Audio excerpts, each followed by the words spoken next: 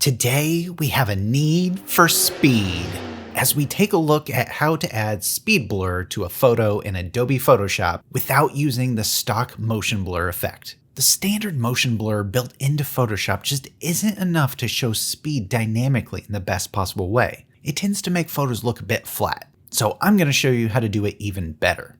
Here we have a photo of our adorable little speed demon, and we want to make her look like she's going fast. So the first thing we're going to do is double click on our background layer in order to get rid of the lock on it. Then when our new layer settings pop up, we can just hit OK. Next, we're going to duplicate this layer, and you could right click and select duplicate layer, but I usually just drag it down to the new layer button and it'll do the same thing. For now, we'll go ahead and hide that top layer so we can focus on the layer underneath. With this bottom layer selected, we can go over and select our object selection tool, or we can use the shortcut W to bring that up. And then just scroll over our subject until we get this pink magenta overlay on top of it. Then all we have to do is click and it loads our selection right up. After we get our selection, we can just right click on our photo and then select delete and fill selection. And just like that, our dog has been removed from the background. Now this will be important later as we build our speed blur because we don't actually want the dog to be part of that blur. Next, I'm going to duplicate this background layer. It's the same method. You'll see why later. Next, let's go ahead and turn back on the opacity for that top layer, bring our dog back in. And once again, we can pull up our object selection tool, make sure that top layer is selected. And once again, we'll select our adorable puppy. Then all we have to do is click down here on our layer mask button to create a layer mask of our selection, creating a nice cutout of our furry friend. And now we have everything set up so we can begin our motion blur. To do that, we'll make sure our middle layer is selected and then go up to filter and then go down to blur gallery. Not just blur, blur gallery. This is a separate menu. And the type of blur that we want is the path blur. So let's go ahead and scroll over that and then click on it. And that brings up our path blur screen. Now by default, this starts us out with a path. So let's go ahead and just modify this and do our best to match the perspective of our photo, which will help us get a really nice realistic look. Then let's do one up at the top here. And once we're finished drawing your path, be sure to double click. Otherwise, it will just keep adding points to that same path. So this just lets Photoshop know that we're done drawing our path.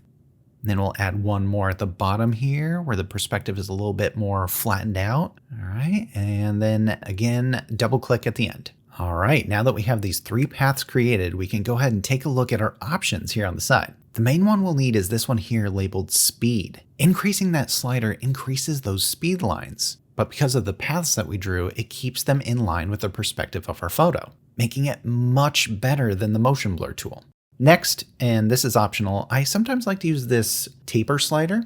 It can just help it look a little bit more dynamic. So just dragging that around until it feels about right. So somewhere in there. Brings in some more of the contrast and really helps sell the speed of the photo.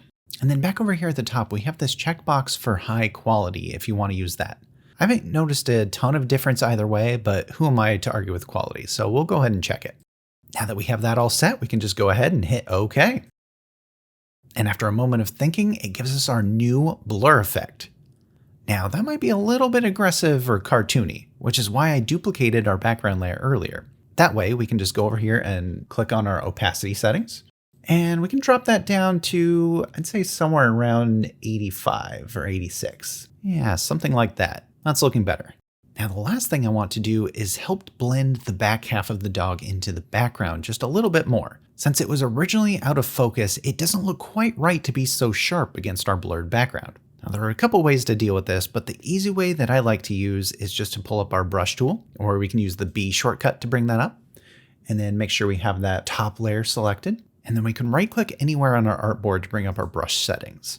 And I like to have a brush that's pretty large. So in our case, somewhere in this 400 or 500 range, and then bring that hardness all the way down to 0.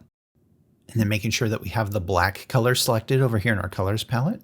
And then over here, just make sure that the layer mask is selected. And then we can just go back and very carefully paint around the edges of our photo. And we don't want to go too hard with it. Just very, very carefully along the outside edge of the dog. And you can see I'm not even getting the brush directly where I'm trying to take out that opacity. I'm just trying to be very subtle about how I'm doing it. That way it blurs the dog a little bit into the background without taking too much away. There's definitely an art form to learning how best to click on these, so just take your time, undo as necessary, and I think you'll get the hang of it. Yeah, I think that's looking good. So now we have a photo of our blazing fast dog happily running through the forest. It's just that easy to add dynamic speed blur to our photos. And now that you've mastered adding speed blur to your photos, have you struggled with getting the perfect selections of hair in Adobe Photoshop? I have a video right here with some tips on how I tackle difficult to select hair.